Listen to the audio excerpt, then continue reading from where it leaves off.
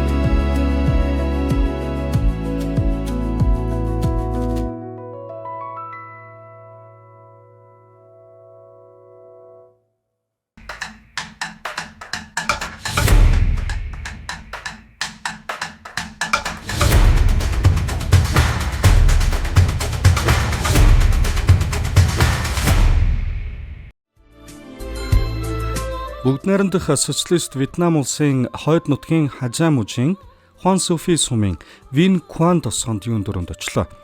Энэ тосгон далайн түвшнөөс дэш 553 метрийн өндөрлөгт оршдог. Тосгоны төв нь өндөр улсаар хүрээлэгдсэн харьцангуй намдор газарт байх бол энэ бүс нутгийн иргэд дунджаар 400-аас 2000 метрийн өндөрт уулын налууг шаталж тэгшилсэн будааны тариалан эрхэлж амьдрах нь элбэг байдаг юм байна. Мөн энэ нутагт гол төлөв 2000 метрийн өндөрт ургадаг эртний цайны моддоос цайны навч түүж гараа аргаар боловсруулан өдөр тутамдаа хэрэглэхийн хамт худалдан борлуулдаг юм байна. Эдгээр цайны моддын дунд 200-аас 1000 настай модод элбэг тохиолдно. Хуан Суфигийн бүсэд Хамон, Дао, Тай, Фула, Кин угсааны үндэсний цөөнх 60-аас 70,000 орчим хүн оршин сууж эртнээс нааш уламжлан ирсэн соёлын өвөө төсөр байна. Вьетнам улсын засгийн газар орон нутгийн удирдлагын зүгээс олон угсаатны онцлог соёлын ялгаатай байдлыг хүндэтгэн үзэж өнөө хүртэл уламжлан ирсний нэг тод жишээ нь Ням гарагийн зах юм билээ. Энэ захын байдлаас үзвэл оршин суугчдын худалдаа намаа мэдээлэл солилцох нийгэм шиг хэрэгцээг нь хангасаар байгаа нь илт. Ингээд Ням гарагийн захаар хэсэгхэн явж үзье. За Хуан Суфин гэж энэ тосгоны хувьд бол яг өндөр уулуудын бүсэд уулуудын бэлд гол дагуу байрладаг оршдог. Тийм учраас үндсэндээ энэ өндөр уулан дээр амьдарч байгаа хүмүүс маань Ням гарагт худалдаа намаа хийхээр өндөр уулын хэсгээс бууж ирдэг юм байна.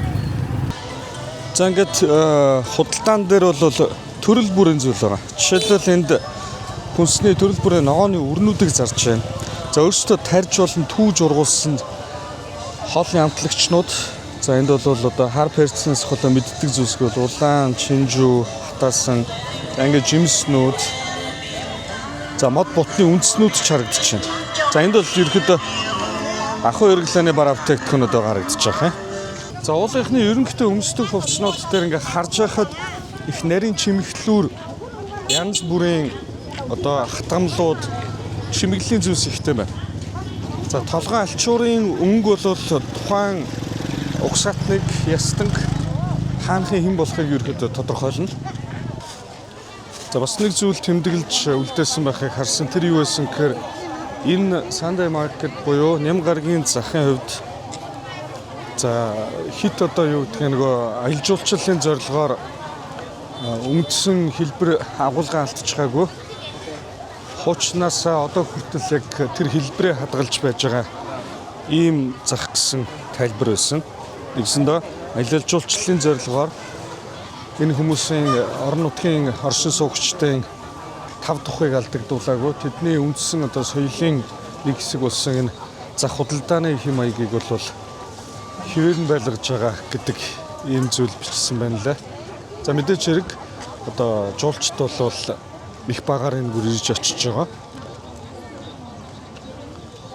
Тэг бүгдийг заавал мөнгөөр одоо худалдаж авах гэхээс илүүтэйгээр за зах тархын алдад бол ялангуяа өөрсдийнхөө хийж бүтээсэн, за тарж ургуулсан, өсгөж үржүүлсэн бараа бүтээгдэхүүн одоо малах хүнс ногооныхоо төрлийн бүх зүйлсийг бол солилцоод аваад явдаг байх жишээ нэ. Иймэрхүү юм байна.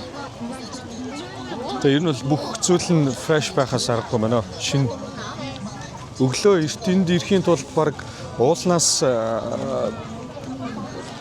3-4 цагийн үед буугаад алхдагч гэж сонсогдож байна. За зарим нь бүр урд шөнө ирээд энэ гадаанаа хүлээж хагаад худалдаа намайгаа хийдэгч гэж би унссан.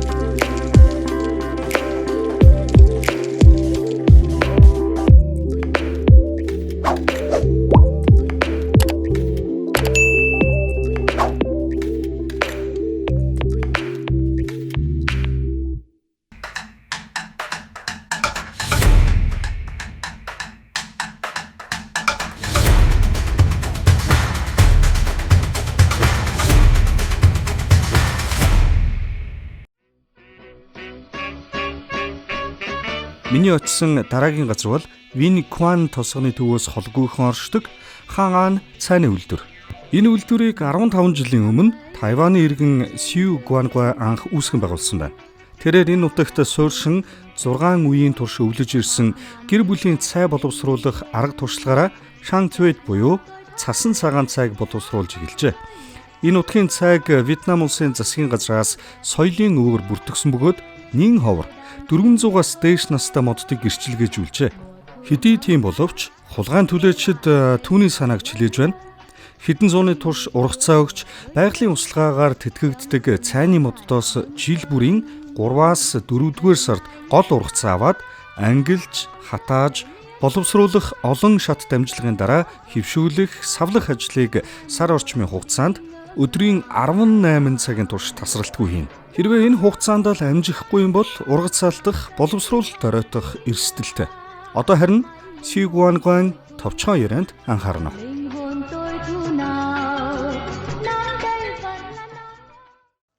Би 2011 онд Вьетнамын үндэсний цайны анх дугаар үзэсгэлэн худалдаанд урилгаар оролцох завшаан тохиосон юм а. Тэнд би тухайн нутгийн дарагтай уулзахад надад эртний цайны моддыг үзүүлэхийг хүссэн л дээ. Тэр цайны моддоос маш цэвэрхэн жинхэнэ органик цай үйлдвэрлэх боломжтойг мэдээд миний сэтгэл татагдж энд үлдэхээр шийдсэн. Одоо эргээд бодох нэ би яаж амьд үлдснээ гайхад гим. Тэр үед ямар ч автозан байгаагүй. Өнөө цагт машинаар 20 минут туулах цайг тухайн үед мотоциклоор 4 цаг яваад барахгүй. Хадтай уул 20 гаруй жижиг том гол гаталж вэж туулна. Гэхдээ энэ нутгийн цай үнэхээр ховор үнэтэй. Бүр Тайванд ч олдохгүй жинхэнэ органик цай байгаа юм. Цайнд хайртай сэтгэл мөн түүгээр дамжуулан хүн төрлөختөнд хувь нэмрээ оруулах гэсэн хүсэлтэн хөтлөгдөн би энд үлдсэн гэж хэлж болно. Би өөрийгөө цайны талаар ярих хэрэгтэй хүн гэж боддоггүй. Учир нь цайны соёл хэдэн мянган жилийн түүхтэй. Гэхдээ би нэг зүйлийг чанд ойлгосон. Цай хийх үйл нь байгалийн хууль, зарчимтай зөрчилдөж болохгүй. Температур, шийгшил, цаг уур бүгдийг нь хүндэтгэх ёстой. Эдгээрийн дотор байгалийн хязгаартаа нийцүүлэн ажиллахыг чармаах хэрэгтэй. Цай хийхэд навчис, хүн, техник 3 зохицолд орж байж л жинхэнэ сайхан амтыг бүтээдэг. Ээж минь нас эцэслэхийнхээ өмнө надад нэг зүйлийг загсан юм л да. Өөрийнхөө цайг амттай гэж бүү хэлээ. Цай найруулагч хүн тэгж хэлэх хэрэг байхгүй. Хэрвээ хэрэглэгч дахин ирж худалдаж авбал тэр үед л баярлаж болно гэж билээ. Би өнөө хүртэл ээжийнхээ энэ үгийг марталгүй. Цай хийхдээ энэ зарчмыг баримталж ярьсан. Би Тайванийн цай найруулах ур ухаанаар Вьетнамын энэ манан туулсын эртний моддын цайнаас гайхан амтыг бүтээхийг зорж байна.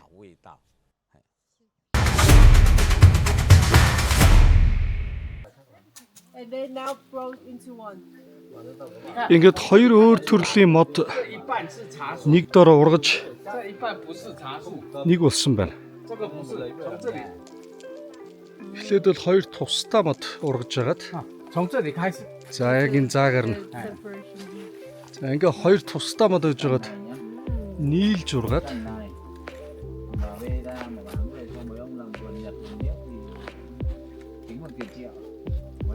Байгаль үнэхээр сонирхолтой тогтолцооттой юм байна шүү дээ.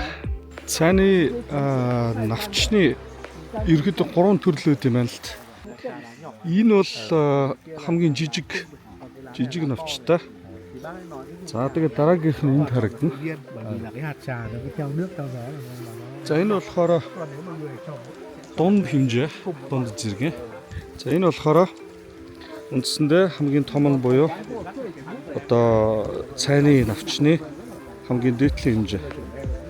За яг одоо энд харагдаж байгаа мод бол 500 жилийн настай буюу 500 настай цайны мод.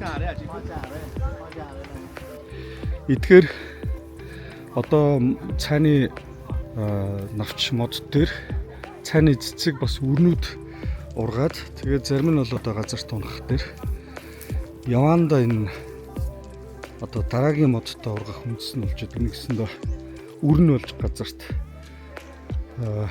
ундаг юм байна. За салхи болон бороо усны нөлөөгөөр зарим нь ингээд урсаад хаана газар очиод ингээд үндэслээд ургахаар энэ олон жилийн, энэ олон зуун жилийн 1000 хүртэл их настай энэ модод өнөөдрийг хүртэл одоо Вьетнамын Хажан гэж нөхөө аймаг гэж яриа да. Аймгийн Hon Su Phi гэдэг ийм сумын нутаг дээр бол ургаж байгаа. Гэтэ энэ бол зүгээр нэг хүн ирээл оюун цайны мод байна гээл түүж аваад боловсруулцдаг ажил огт биш юм байна. Энэ бол бүхэл бүтэн одоо жилийн хугацаанд ургацаа хүлээж боловсруулдаг. Тэгээд яг жилийн одоо ганцхан сард нь чинь хамгийн их ачаал авч ажилладаг байхад үлдсэн одоо саруудад нь бол энэ хүмүүс зүгээр л нэг амраа суучихгүй бас бусад ажлууд амжуулж идэг. Ийм л байна да.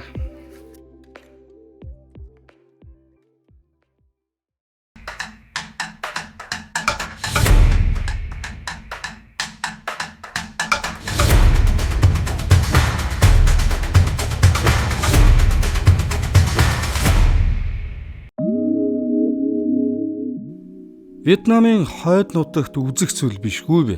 Будааны тариалангийн шаталсан талбай, уулын гол, том жижиг хүрхрээ, өндөр уулс гэд. Эдгээрийн дунд бас эрдэст халуун ус, биднийхэр бол халуун аршаан байна. Бидний утсан хаан цайны үйлдвэрээс 20 орчим километрийн зайд орших Тон Нюэн эрдэст халуун усны газарт очсон. Энэ өдөр гадаа сэрүүн байсан болоод ч тэрөө биднээс өөр хүн байсангүй.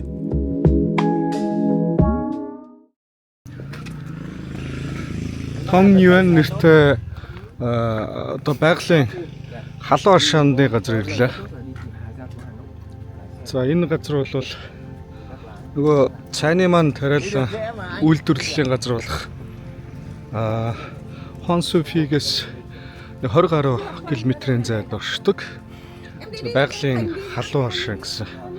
За урд явж байгаа залуу бол энэ халуун аршааны газрыг эзэн болтой юм ба ямар ч гэсэн ажилуулдаг л хүн шиг. За ингээд энэ гадна талаас нь харуулж байгаа энэ байшин бол нөгөө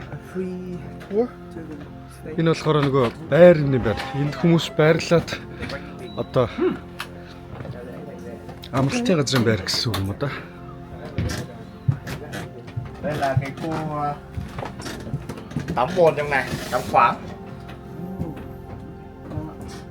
Оо за энд ингээд бүр гоё модон юутай байр. Онгоцтой. Тэгээд дотроо ариун цэврийн өрөөтэй. So the mineral water are pumped directly. Оо.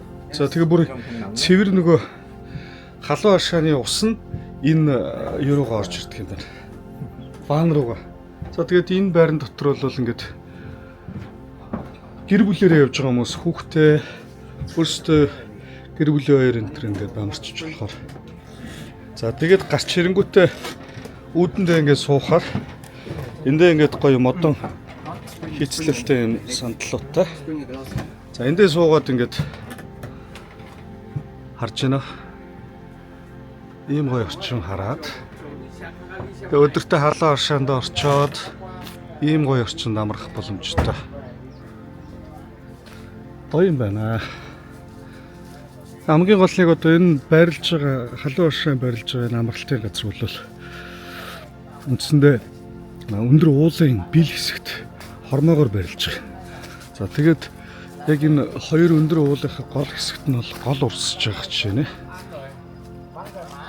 За ингээд ялах одоо хус юм да. Хус мод баг ойгоор дамжаад ингээд ишиг явна. Халуун аршааны хувьд газрын гүнээс ундарч гадарга дээр 57 градус халуун байх ба 10 орчим эрдэсийн агуулмжтай мөн цахиураар баялагтул арьс ус хумсны нөхөн төлжилтэд нэн тустай гэж энэ газрын эзэн тайлбарлаж байлаа. Энэ халуун аршаанд байрлах юм бол дотроо 2 ортой ариун цэврийн өрөө вантага $70 орчим болохоор юм байлаа. Үүнд нэмээд өглөөний хоолтой тустай байшингаас гадна нийтийн байрч байна. Тэр нь мэдээж хамаагүй юмд. Ер нь тэгээд голын эрэг дагуу халуун аршаанд дүүргэсэн усан санд суугаад хорвоогийн хамаг явдлыг умартан суухаас илүү жаргал гэж хаана байх вэ? За бид нар энэ гол урсж байгаа урсгалын ихэнх хэсэг рүү. За яг эхлэл нь бол биш. Гэхдээ нөгөө жижиг усан одоо хүрхрээр очих гэж байна.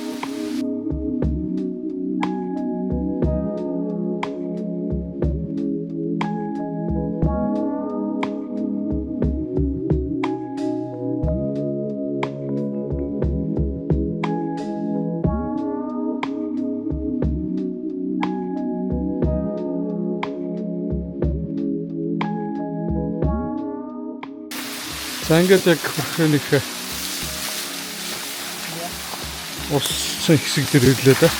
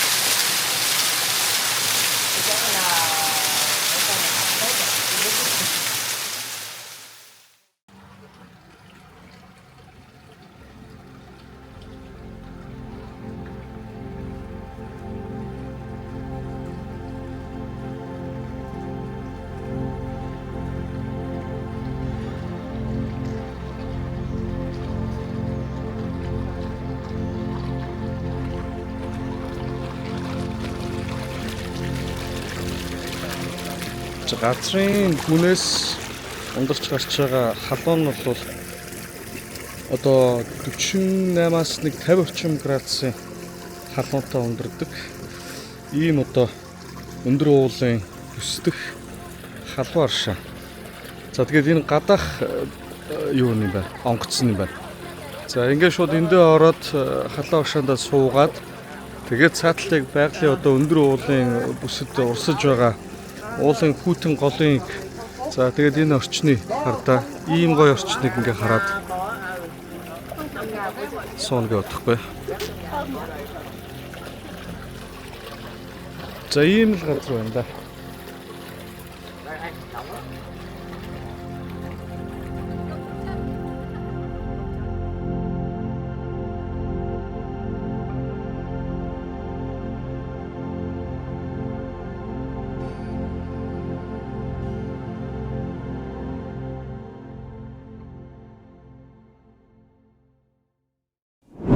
Миний тэмдэглэлтэй хамт байсан та бүхэнд их баярлалаа. Эх 7 хоногт шинэ дугаартай эргүүлцгээе. Баяр та.